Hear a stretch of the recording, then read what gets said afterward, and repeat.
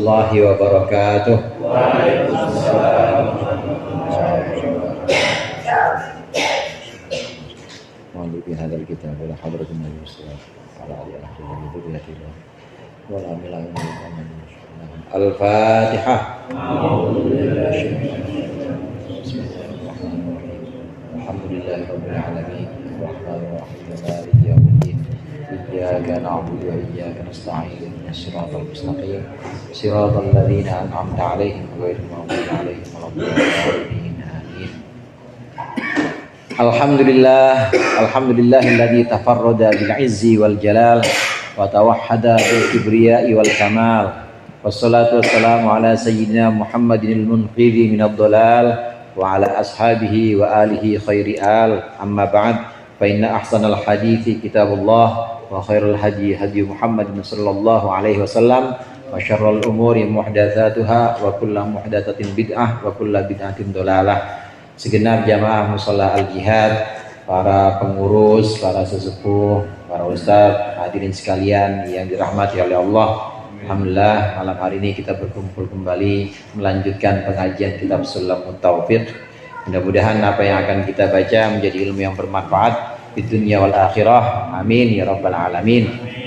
Maksiat badan, bagian-bagian akhir dari kitab Sulamut Taufiq ini adalah uraian tentang maksiat badan atau dosa-dosa yang bisa dilakukan, dosa-dosa yang mungkin saja seseorang itu terjerumus ke dalamnya berupa perbuatan badan. Kemarin yang terakhir kita bahas, di antara maksiat badan adalah meremehkan atau merendahkan ulama, merendahkan orang muslim, bahkan merendahkan imamul adil atau penguasa yang adil. Udah ketahuan lurahnya lurah yang cakep, adil banget dia. Kalau ada yang memang harus dibagi sama warganya, dia pasti bagi. Jamaahnya rajin, bukan cuma seminggu sekali yang namanya kunut, yang namanya subuh berjamaah tiap subuh, tapi masih direndahkan aja, dibuka aibnya atau dipermalukan di depan umum, maka ini termasuk maksiat badan yang harus dihindari oleh kita. Kemudian diantaranya juga yaitu merendahkan ulama. Merendahkan ulama ini juga termasuk maksiat badan. Orang yang tidak tahu atau tidak bisa menghargai ulama, tidak bisa menghargai hak-haknya orang-orang alim, ini pasti satu waktu dia akan merugi. Kenapa merugi? Ya gara-gara nggak ada orang alim, nanti orang bisa salah sholatnya. Karena orang bisa sholat itu pasti diajarin sama ustadz. Ustadz diajarin oleh orang-orang alim atau kiai-kiai, itu pasti. Kemudian yang berikutnya ini yang akan kita baca sampai di halaman Arabnya itu sampai di halaman 88 Arabnya ya. Istighfaful bil ulama wa bil imamil adil wa bisyaibil muslim. Kemudian yang berikutnya akan kita baca yaitu wa mu'adatul waliyyi wal i'anatu 'alal ma'siyati wa tarwihuz za'ifi wasti'malu anid dhahabi wal fiddati wattikhaduha. Ada sampai di situ. Ada artinya kita mulai dari 21 memusuhi wali sampai 22 membantu perbuatan maksiat, 23 membelanjakan uang palsu, ini yang disebut tadi dengan az-zahif. Kemudian menggunakan dan membuat bejana emas dan perak, menggunakan dan membuat bejana emas dan perak. Yang nomor 21 yaitu merendahkan atau memusuhi wali ya di situ ya. Iya, memusuhi wali. Memusuhi wali. Wali ini dari kata tawala yatawala. Tawala yatawala tawalian. Ini artinya berturut-turut. Wali bisa punya arti orang yang berturut-turut melakukan amalan-amalan baik sampai-sampai tidak ada maksiatnya. Oleh karenanya disebutkan al-istiqomah khairun min alfi karamah. Istiqomah sholat jamaah, istiqomah ngaji, istiqomah sedekah tiap subuh, terus itu nggak putus-putus, meskipun nggak ada karomahnya, nggak ada keramat, ya kagak muncul-muncul keramatnya, biasa-biasa aja, nggak kelihatan, itu lebih baik dibanding dia punya keramat tapi nggak istiqomah ibadahnya. Punya keramat, dulu ada keramat tunggal namanya. Ini karomah, ini keramat bahasa kitanya. Nah, keramat di sini bisa muncul memang dengan sebab istiqomah, tapi istiqomah belum tentu memunculkan karomah, karena karomah itu haknya Allah. Orang boleh sholat jamaahnya istiqomah, puasa Senin Kemisnya istiqomah, boleh jadi dia muncul istiqomahnya, boleh juga enggak, biasa-biasa aja. Justru istiqomah itulah yang membuat seseorang itu kemudian disebut dengan wali, karena wali ini adalah orang yang berturut-turut, artinya tawala ya tawala, itu artinya berturut-turut melakukan amalan-amalan soleh, sampai-sampai masih aja dia nggak sempet. Itu wali kalau punya makna berturut-turut. Atau wali punya makna maf'ul, artinya maf'ul di sini yang dibuat berturut-turut. Artinya wali itu adalah orang yang dibuat berturut-turut menerima pemberian-pemberian Allah. Pemberian Allah baik bentuknya karomah seperti tadi, ada orang soleh kemudian doanya mustajab, ada orang soleh kemudian selalu selamat dalam bencana, bisa munculnya seperti itu namanya pemberian Allah. Atau bisa munculnya ya istiqomah itu, istiqomah ngaji, istiqomah sholat, istiqomah berjamaah, itu aja sudah pemberian Allah. Kita ngaji di sini ini udah pemberian Allah ini. Lain-lain ini ya beda sama orang yang datang di sini sama yang orang di rumah kan udah beda. Datang di sini aja ini udah merupakan undangan khusus, walaupun pulangnya nggak bawa berkat, walaupun pulangnya nggak bawa ilmu atau nggak bawa hasil, tetap datang sini aja ini merupakan undangan khusus. Maka diartikan wali itu bimanal maf'ul, atau wali artinya dibuat berturut-turut datangnya pemberian-pemberian Allah, datangnya karunia-karunia Allah, itu dibuat berturut-turut ada pada diri orang itu namanya wali.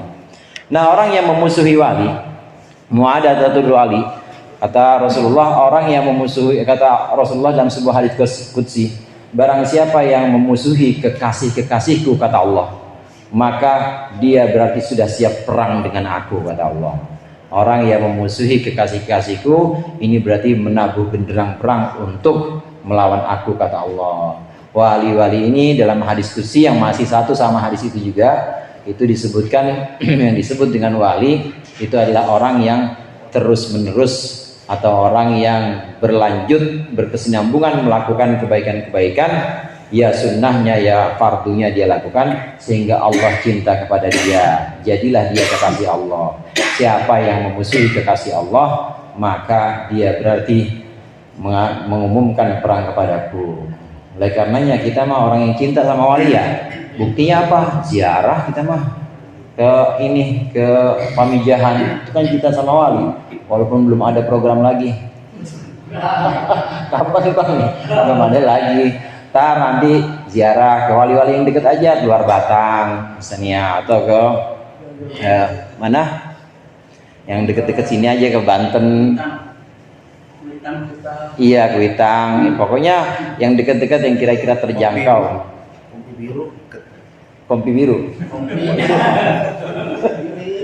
Ada makam. Ada makam waliullah. Iya, kalau ada ya bagus itu, mencintai para wali. Iya. Mungkin boleh jadi itu wali-wali Allah. Pondok Pinang juga ada. Kita ini ahlus sunnah wal jamaah, terutama ahlus sunnah wal jamaah ala thariqatin nahdlatul ulama, yang pakai metode atau pakai cara gayanya NU, itu yang paling ngerawatin yang begitu-gitu tuh, ngerawatin makam, ngerawatin kuburan-kuburan waliullah. Kenapa? Karena khawatir, karena memusuhi wali, karena memusuhi wali ini berarti memusuhi Allah, ini berarti siap-siap untuk berperang pada Allah. Minimal saudara, orang yang memusuhi wali itu minimal dia nggak dapat barokahnya wali, minimal tuh. Syukur-syukur nggak celaka gitu aja, pokoknya nggak dapat barokah wali. Gimana mau dapat barokah wali, orang dia aja nggak percaya sama wali. Orang yang nggak percaya sama ini pesawat misalnya, bahwa pesawat itu bisa terbang dengan kecepatan tinggi sampai ya dia nggak bakal bisa naik pesawat, nggak bakal pernah naik pesawat. Begitu juga orang yang tidak percaya pada wali, musuh wali tidak akan dapat barokahnya wali. Kemudian yang berikutnya, il-anah ala maksiyah itu maksudnya menolong untuk melakukan maksiat. Menolong melakukan maksiat udah tahu jelas-jelas itu adalah sebuah kemaksiatan, tapi kita nolong dia. Bulan Ramadan wayahnya orang puasa, ternyata kita ngasih sedekah. Pada siapa kita ngasih sedekah? Kepada orang udah balik. Anak SMA kan udah balik ya, anak SMA udah balik itu, dan nggak ada uzur apa-apa. Dia bukan musafir, bukan juga lagi mens, cuma dia cakep aja. Kan dia cakep, akhirnya kita sedekah es kelapa sama orang itu. Kenapa nih nggak puasa? Saya haus bang, haus dikasih sama kita, itu namanya nolong maksiat. Ngasih esnya ya udah maksiat. Ngobrolnya lain lagi ya Bang Hasan. Iya, tapi kalau buat usaha mah boleh. Usaha menolong kemaksiatan, seperti contohnya bulan Ramadan, atau udah jelas-jelas waktunya waktu sholat, misalnya waktunya waktu sholat, tapi dia justru menghalang-halangi orang sholat, atau dia tidak menyuruh orang sholat. Ini menolong atas kemaksiatan. Kemudian wasti'malu anidz zahabi wal fiddati, ini memakai dan watikhaduha, dan membuat tempat-tempat dari perak maupun emas. Wadah emas, wadah perak itu nggak dipakai Pak, meskipun buat perempuan. Kalau perempuan masih boleh. Perempuan, bapak-bapak punya istri yang satu kalungnya 0,5 gram, istri yang kedua kalungnya 2 gram, istri yang ketiga 3 gram misalnya gitu ya. Ada yang berani romannya. Istri yang keempat ada berapa gram, itu boleh. Kalau perhiasan untuk perempuan. Perak juga boleh perempuan, laki-laki perak bolehnya. Kalau buat perhiasan boleh. Tapi kalau buat wadah di sini tempat nggak boleh. Makan wajan misalnya, nampan buat naro air atau buat naro cangkir dari emas, dari perak nggak boleh kita pakai. Begitu juga gelas dari emas, dari perak nggak boleh, haram hukumnya. Menggunakan tempat-tempat dari emas dan dari perak ini tidak boleh. Teralis, pagar musola pakai emas, kayaknya ininya tromolnya bukan main itu jalannya. Itu juga nggak boleh menggunakan wadah-wadah atau tempat-tempat yang dari emas dan perak, ini tidak boleh, termasuk maksiat badan. Kemudian tarkul fardi au fi'lahu. Watarkul fardi itu udah langsung kelewatan tuh ya satu ya. Watarkul zaif, tarwijuz zaif. Tarwijuz zaif itu artinya menyebarkan. Zaif itu koin dirham. Koin dirham zaman dulu kan uang yang paling tinggi dinar, koin emas. Kemudian ada dirham. Dirham ini koin perak. Biasanya kalau koin perak itu ada yang gompel-gompel. Nah, kalau yang gompel-gompel ini nggak diterima nih oleh bank. Kalau cara kita sekarang, uang yang uang palsu lah, atau uang udah cacat tapi masih kita pakai juga. Buat apa? Buat ngamplopin guru. Mana sobek buat ngamplopin guru.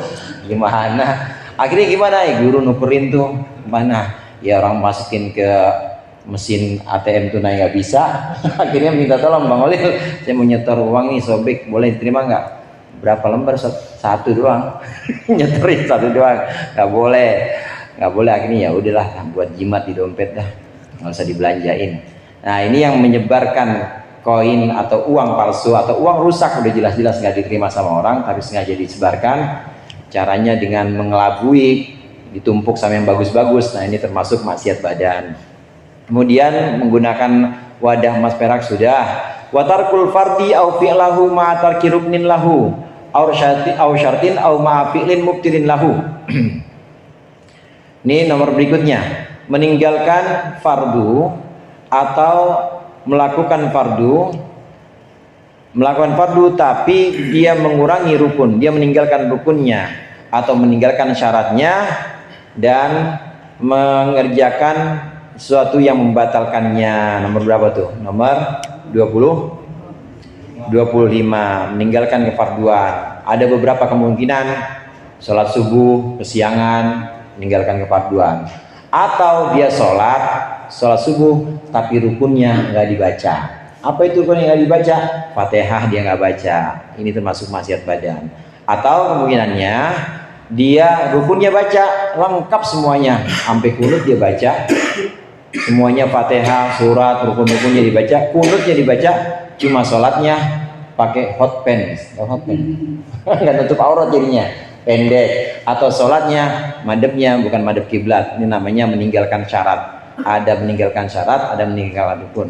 Atau kemungkinannya dia melakukan sholat tapi sengaja ya melakukan sesuatu yang membatalkan, sengaja melakukan sesuatu yang membatalkan. Kalau jelas-jelas membatalkan sholat itu seperti Allahu Akbar, habis itu dia berpaling sampai dadanya nggak madep kiblat lagi. Kalau cuma nengok jin doang nggak apa-apa Pak, tapi kalau dadanya udah nggak berpaling kiblat, batal udah sholatnya. Nah, dia melakukan sesuatu yang membatalkan termasuk maksiat badan tanpa uzur, sholatnya batal, dia dosa juga karena tanpa uzur melakukan itu. Dan dengan syarat tahu, kalau nggak tahu mas semua diampunin, kalau nggak tahu nggak apa-apa. Ada juga yang membatalkan sholat, sebenarnya nggak membatalkan, tapi kalau dia lakukan memang niatnya main-main, niatnya mempermainkan sholat, maka bisa batal juga. Seperti nengok tadi saya bilang nggak batal kan ya, Allahu Akbar, nengok gitu nggak batal. Tapi kalau niatnya main-main dalam sholat, maka batal karena sengaja nengok tanpa uzur, itu batal. Ini maksiat badan juga meninggalkan kefarduan dengan beberapa kemungkinannya tadi, model-modelnya.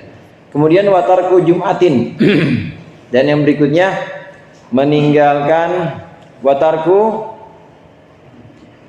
Jumat ya, watarkul Jumati ma'a wujubiha alaihi wa in shollat dhuhra.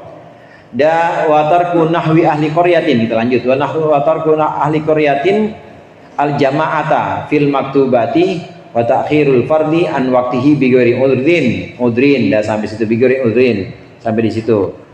Yang berikutnya tidak Jumatan, meninggalkan Jumatan padahal dia sudah wajib melaksanakan Jumatan, sudah ada syarat wajibnya melaksanakan Jumatan. Meskipun dia tetap sholat zuhur, itu tetap maksiat badan. Orang sudah wajib Jumat, dia mukallaf, akil balik, artinya sudah dewasa dan juga dia berakal juga, laki-laki juga. Kalau perempuan gak wajib, laki-laki sudah akil balik, tidak ada udzur, dan dia adalah orang mukim di situ atau orang asli situ, bukan orang yang sedang dalam perjalanan, nggak Jumatan. Meskipun dia sholat zuhur tetap dosa, karena ini sudah melanggar atau sudah mengingkari wajibnya sholat Jumat. Meskipun dia sholat Jumat, meskipun dia tetap sholat zuhur. Lain hal kalau ada udzur Jumat itu diantaranya, hadirin, diantaranya hujan. Kalau hujan boleh kita nggak sholat Jumat. Kemudian sakit, termasuk uzur Jumat. Atau lapar di sini artinya kita pengen Jumatan, cuma perut kita benar-benar nggak kuat rasanya kalau harus Jumatan, termasuk uzur Jumat. Sakit itu juga. Atau bahkan nungguin orang sakit. Kalau saya Jumatan maka adik saya nggak ada yang nungguin, atau ibu saya nggak ada yang nungguin, maka itu termasuk uzur Jumat. Boleh nggak Jumatan? Boleh. Maksiat badan atau enggak? Kalau ada uzur. Di sini yang termasuk maksiat badan kalau tidak ada uzur. Kalau tidak ada uzur. Kemudian dia meninggalkan Jumatan meskipun dia sholat zuhur, tetap maksiat badan. Orang yang meninggalkan Jumatan maka hatinya itu akan Allah tutup. Yang meninggalkan Jumatan tanpa uzur, hatinya akan Allah tutup. Artinya sekali, dua kali, lama kelamaan dia susah menerima nasihat itu, menerima nasihat, terima materi-materi pengajian itu akan susah. Kemudian meninggalkan penduduk satu kampung atau penduduk satu wilayah, meninggalkan sholat jamaah, sholat fardu berjamaah maksudnya. Hadirin jamaah rahimakumullah, yang dimaksud di sini termasuk maksiat badan jika seseorang tidak mau jamaah di satu kampung. Ini dengan catatan di kampung itu belum ada syiar atau belum ada orang jamaah. Dia tinggal di Hong Kong misalnya, kan banyak di Hong Kong ya, TKW. Dia tinggal di Hong Kong, padahal itu sudah memenuhi syarat syarat sudah bisa melakukan sholat jamaah. Dia cuma 5 orang di situ sudah bisa melakukan sholat jamaah, subuh, melakukan jamaah, zuhur dan seterusnya bisa. Harusnya ada syiar, harusnya ada tanda-tanda atau ada satu syiar yang menunjukkan bahwa di situ ada orang Islam. Bagaimana caranya? Dengan jamaah. Belum ada di jamaah di situ, kemudian dia tidak mau jamaah, maka termasuk maksiat badan. Yang 4 jamaah, tapi satu ini nggak mau jamaah, ini termasuk maksiat badan. Kalau memang belum ada syiar. Jadi dosanya bagaimana ya? Dosanya harusnya syiarnya itu dimunculkan, bisa harusnya dia berjamaah, dan bisa harusnya syiar Islam itu kelihatan. Ternyata dia nggak mau jamaah, maka dosa semuanya. Ini tergantung kalau udah ada syiar Islam atau belum. Kalau sudah ada syiar Islam, seperti di sini kampung ini kan udah ada yang jamaah. Nah, dia nggak sholat jamaah, ya paling kenanya makruh gitu aja. Karena jamaah itu bertingkat-tingkat memang saudara hukumnya. Ada ulama yang mengatakan fardu kifayah. Ini yang tadi kita bahas. Demi syiar fardu kifayah. Harus ada 1 orang atau harus ada 2 orang. Kalau jamaah nggak bisa 1, harus ada 2 orang atau harus ada 1 jamaah terlaksana. Kalau sudah seperti itu, udah ada syiar, maka udah yang lain udah bebas. Fardu kifayah gugur. Ada yang fardu ain, malah ada ulama yang mengatakan fardu ain jamaah. Maka ini lebih tegas lagi bahwa jamaah itu penting. Ada juga yang mengatakan jamaah ini sunnah muakkadah, apalagi di tempat-tempat yang memang udah jelas orang yang ngaji semua, orang yang banyak yang jamaah. Maka kalau tidak bisa jamaah, itu ya tidak apa-apa, hanya meninggalkan sunnah aja, meninggalkan sunnah muakkadah. Macam-macam hukum jamaah menurut 3 pendapat ulama itu. Kemudian wa ta'khirul fardi, ini mengakhirkan fardu hingga keluar dari waktunya tanpa uzur. Orang yang sengaja sholat asarnya udah jam 6:30. Lah, lagu apa bang? Sholat asar 6:30. Sengaja dia lakukan itu tanpa ada udzur apa-apa, mengeluarkan dari waktunya, maka maksiat badan. Bahkan kalau di Fathul Mu'in itu orang yang mengeluarkan sholat dari waktu jamaknya, kayak tadi asar dikeluarin sampai maghrib. Nggak usah sampai maghrib aja, kan udah keluar dari waktu jamak tuh. Harusnya asar itu mentok ya di asar jamaknya. Zuhur keluar gimana? Keluar sampai asar masih boleh. Kalau dalam keadaan tertentu seperti musafir. Nah ini enggak, asar udah keluar, maka kalau di Fathul Mu'in maka boleh dibunuh kalau di Fathul Mu'in. Ya, kalau tanpa uzur ya tanpa alasan. Tapi kalau ada alasan misalnya sakit atau misalnya dia lupa, maka nggak boleh, tetap dituntut atau disuruh buat taubat aja dia. Nah, orang yang mengeluarkan waktu sholat sampai dia keluar waktunya, ini termasuk maksiat badan jika dilakukan tanpa uzur. Tapi kalau dilakukan dengan uzur, apalagi tahu ilmunya, maka nggak apa-apa. Saya sering sholat zuhur tapi di waktu asar, atau sholat maghrib di waktu isya. Saya sering, kan udah ngeluarin waktu tuh. Kapan itu? Dalam perjalanan boleh. Kita kemarin begitu ya. Kita kemarin waktu di mana tuh bang? Di tol ya? Iya, di tol kita keluarin waktu maghrib kita ke waktu isya ya bang saya. Iya, tapi memang harus niat, Bapak. Begitu masuk waktu maghrib, azan nih, HP kan bunyi. Allahu Akbar, Allahu Akbar. Padahal HP Cina itu, tapi kayak Islam banget.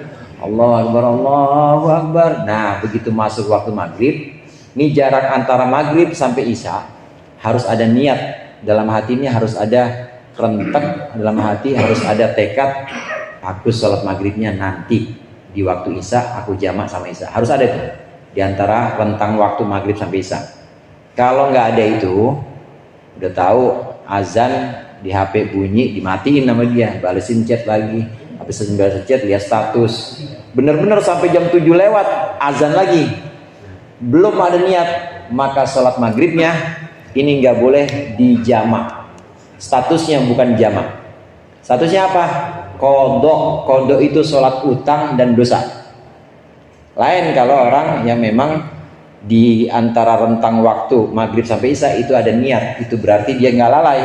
Artinya memang ada niat, ada maksud, saya sholatnya enggak ini waktu tapi saya sholat nanti, itu nggak lalai. Tapi kalau yang lewat sampai masuk waktu Isya belum niat, nggak sah. Sholat maghribnya dijadikan jamak, nggak sah. Terus bagaimana? Ya Isya sendiri. Kalau Isya mau kosor-kosor dua ya. Nah setelah itu maghrib, atau maghrib dulu. Kalau kodok malah harus diutamakan bayar waktu yang kodok dulu, atau diutamakan yang utang dulu. Kalau kodok diutamakan yang utang dulu. Yang utang maghrib dulu. Habis itu baru Isya. Nah maghribnya kodoan lillahi ta'ala, nggak boleh majmu'an ma'al isya'i, nggak boleh dijama dengan Isya, nggak boleh, harus kodoan. Jadi gimana? Aku sholat maghrib 3 rakaat utang ya Allah, utang ya dia.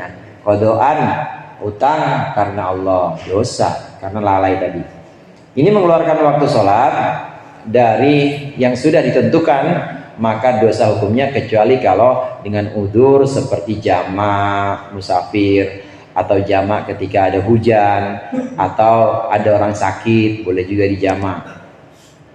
Kemudian berikutnya ramyu saidi bil mutsaqqalil. Ya, ramyu saidi bil mutsaqqalil mudafaqi wa ittikhadul hayawani gharadan. Yang berikutnya yaitu melempar buruan dengan sesuatu yang diberatkan. Dan nomor berikutnya menjadikan hewan sebagai sasaran. Pak Agus semua ini. Ini yang nggak boleh melempar buruan dengan mutakol gini. Hewan sembelihan itu hadirin, kalau yang memang bisa kita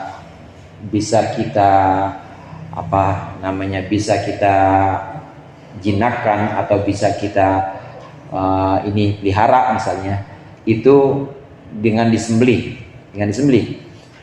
seperti biasalah dengan sembelih. Tapi kalau dia hewan liar, maka boleh dengan dua cara. Yang pertama, boleh dengan senjata apapun yang kira-kira bisa melumpuhkan dia, hanya melumpuhkan. Jadi ini misalnya pistol, tapi pistolnya itu cuma bius. Ada bagus yang begitu ya, cuma bius doang. Tapi nanti dia sadar lagi, baru setelah itu kita sembelih, boleh. Atau dengan panah, tapi panah pastikan dia tidak sampai menghabiskan darahnya, tapi lumpuh, kemudian kita cabut panahnya, baru kita sembelih. Yang penting di situ masih ada hayat mustaqirrah, atau masih ada hidup normal. Tapi kalau hidupnya, napasnya udah tinggal napas terakhir, malah nggak boleh. Udah statusnya kayak hewan yang ketabrak aja, kayak binatang yang ketabrak mobil. Terus cara yang pertama untuk hewan liar. Cara yang kedua dengan binatang buruan, saudara. Binatang buruan ini boleh dan halal. Tapi syaratnya ini binatang harus terlatih, benar-benar terlatih. Anjing misalnya boleh, atau singa boleh. Syarat-syaratnya ini binatang yang kita suruh buat nangkep buruan, dia tidak makan sedikit pun dari yang dia gigit, dan itu perlu latihan. Dan bahkan ada ininya khusus, ada satu ahli, kalau disebutkan di situ ada ahli yang memang mengawasi dia, memperhatikan dia, ya entah pelatihnya entah siapa yang memperhatikan dia, bahwa dia sama sekali tidak memakan apa yang dia buru itu hewan, baik itu anjing maupun binatang-binatang yang lain, sehingga misalnya itu diperbolehkan. Nah, bagaimana hukumnya? Ya hukumnya kalau mati dengan binatang itu nggak apa-apa, udah. Itu hewan buruan diperbolehkan. Nah kalau belum mati, masih ada hayat mustaqirrah, ya tentu kita sembelih secara normal, yaitu dengan dengan golok, ya, atau dengan pisau. Ini dua cara ini. Yang tidak boleh di sini, yang termasuk maksiat badan, dia pakai panah misalnya, tapi panah itu harusnya cuma ngelumpuhin dia. Panah itu sama dia dikasih bandulnya 2 kilo. Padahal ya cuma rusak kecil doang. Akhirnya dia mati gara-gara keberatan itu, keluar darahnya banyak. Ini yang termasuk maksiat badan yang sedang dibahas di sini. Tidak boleh. Berikutnya juga yang tidak boleh menjadikan hewan buruan sebagai sasaran. Jadi apapun itu hewan itu semua yang ada ruhnya, semua yang ada napasnya itu tidak boleh dijadikan sebagai sasaran. Maksudnya sebagai sasaran apa? Buat latihan doang. Dimakan mah kagak. Latihan tapi habis itu dibuang nggak boleh. Tapi kalau memang itu hewan yang bisa dimakan dan niat kita memang buat makan, boleh dijadikan sasaran. Tapi kalau hanya buat sebatas latihan aja, habis itu dibuang-buang, maka ini yang termasuk maksiat badan, tidak diperbolehkan. Lanjut, apa tuh berikutnya tuh? Wa ramyu sayyidi sudah, wa adamu mulazamatil mutaddi lil maskani bi ghairi udrin, wa adamul ihdadi ala zauji wa adamul ihdadi ala zauji. Nomor berapa kalau di situ? 20. Oh, nomor 30. Iya, 30 betul. Perempuan yang tinggal mati suaminya tidak mau diam di rumah tanpa uzur dan tidak mau meninggalkan berhias diri. Ihdad itu berhias diri. Perempuan yang ditinggal mati ini ada iddahnya. Iddahnya arba'ata asyhuri wa asyra, 4 bulan 10 hari. Itu iddahnya perempuan yang tinggal mati. Kalau perempuan yang cerainya cerai hidup, 3 sucian. 3 kali dia bersih lagi, maka habis iddahnya, maka suaminya udah nggak bisa rujuk. Kalau mau nikah ya nikah ulang lagi karena udah lewat masa iddah. Kalau masih dalam masa iddah boleh rujuk. Kalau perempuan yang ditinggal mati, masa iddahnya tadi 4 bulan 10 hari, ada larangan-larangan tertentu. Di antaranya perempuan yang meninggal suaminya, iddahnya iddah ditinggal mati, ini tidak boleh keluar rumah tanpa udzur dan tidak boleh berhias. Nggak boleh yang menor-menor, nggak boleh. Pakai sifat aja nggak boleh udah. Ini perempuan yang ditinggal mati selama 4 bulan 10 hari, kecuali dengan udzur. Di antara udzur yang diperbolehkan, dia keluar untuk cari makanan boleh. Dia keluar untuk cari keperluan, misalnya baju dia, jahit baju, itu boleh. Tapi selesai itu masuk lagi, harus kembali ke rumah lagi. Ini termasuk udzur. Termasuk udzur perempuan yang ditinggal mati itu dia keluar rumah untuk menghindari omongan tetangga misalnya, boleh. Dia omongin sama tetangga, suaminya mati gara-gara dia itu galaknya minta ampun, dia gitu gimana kagak. Misalnya dia omongin terus, tangga sebelah depan, yang belakang, kiri kanan pada ngomongin dia, banyak yang ngomongin dia. Atau selain ngomongin, banyak juga yang nyakitin atau godain dia misalnya. Dia pengen pindah di situ, boleh. Itu termasuk udzur, untuk perempuan yang iddahnya ditinggal mati. Yang penting itu tadi, jangan berhias diri. Tidak boleh berhias diri, tinggal mati terus sengaja dia itu